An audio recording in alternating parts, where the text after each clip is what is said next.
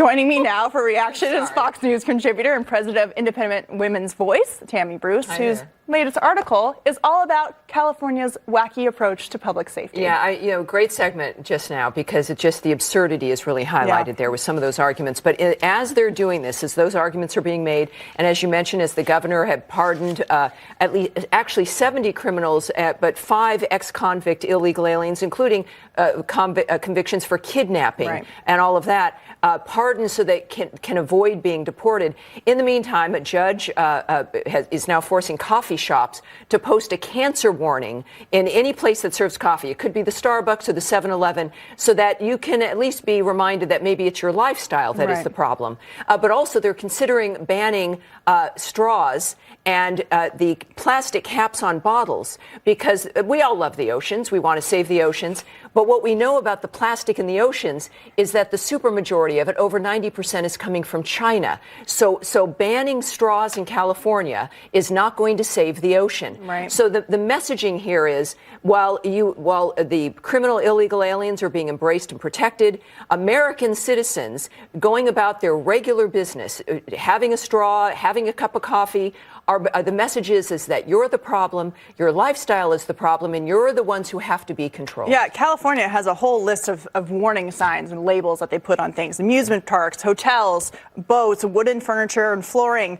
pumpkin puree, potatoes in California have a warning. I mean, the list goes on and on and on. In California, any person who possesses a number of living frogs for jumping contests must be condemned. They want to signal that they care about people, they want to keep you safe, and that they need to keep you safe from yourself. Well, in the meantime, if you're at the coffee shop getting your coffee and worried about the coffee's going to hurt you, the person standing next to you might be that criminal, illegal alien, ex-convict who's a kidnapper who's standing right next to you. So the messaging is the American citizen is the problem, who has to be protected from themselves, as they then effectively embrace criminals who we know have behavior that harm individuals, and actually elevate them and embrace them. This is the leftist message. We see it whether it's Los Angeles or London. You can see what unregulated liberalism does, and that's the bottom line. It's liberalism that is the danger to individuals in this country, and liberal policy,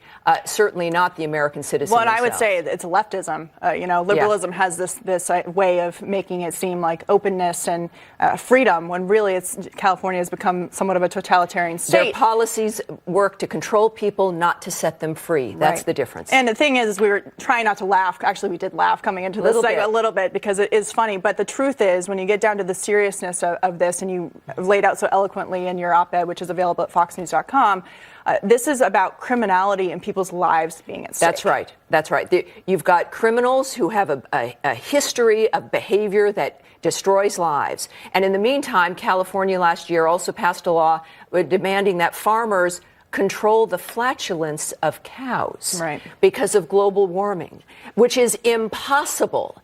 But if you then wake up in California, you effectively, in a lot of ways, could just automatically be a criminal. Also, San Francisco, you can only park a car in your garage, nothing else. It is remarkable micromanaging of your lives, while then ushering in directly dangerous frameworks in your lives. And of course, it confuses people. It sends a message that we're the problem. And it also, though, for tyranny, it does create a division, a chaos, and effectively a confusion about what one can do in their lives and where you can be safe. In California, it's not many places these days. And that's why I think we're seeing so many municipalities pushing back on this. It's going to have to be the people to push back, because the politicians want more of this. They will never stop it. They love the power and the control. That's right. Thank you, Tammy, so much. Really Thanks, appreciate it. Katie.